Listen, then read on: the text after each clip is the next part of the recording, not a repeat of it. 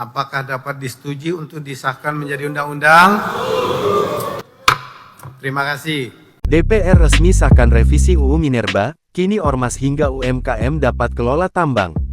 Dewan Perwakilan Rakyat DPR mengesahkan rancangan undang-undang tentang pertambangan mineral dan batu bara RUU Minerba menjadi undang-undang melalui rapat paripurna, Selasa tanggal 18 Februari tahun 2025. Tibalah saatnya kami meminta persetujuan fraksi-fraksi terhadap rancangan undang-undang tentang perubahan keempat atas Undang-Undang Nomor 4 Tahun 2009 tentang pertambangan mineral dan batu bara. Apakah dapat disetujui untuk disahkan menjadi undang-undang? Terima kasih. Tibalah saatnya kami minta persetujuan fraksi-fraksi terhadap rancangan UU tentang perubahan keempat atas UU Nomor 4 Tahun 2009 tentang pertambangan mineral dan batu bara. Apakah dapat disetujui untuk disahkan menjadi undang-undang? Kata Wakil Ketua DPR RI, Adis Kadir, yang memimpin rapat paripurna.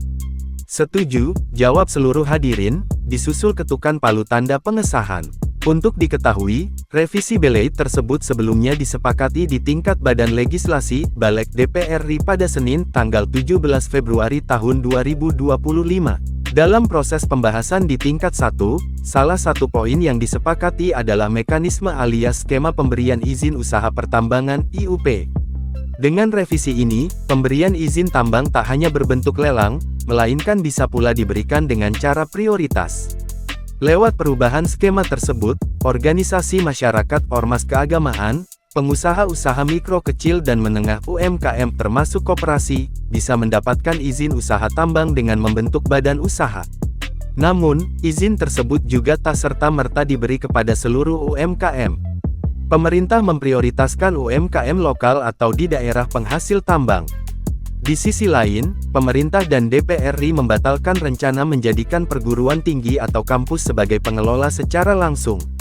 Pemerintah bakal menunjuk badan usaha milik negara (BUMN), badan usaha milik daerah (BUMD), dan perusahaan swasta untuk mengelola tambang sebagai pihak ketiga dari perguruan tinggi.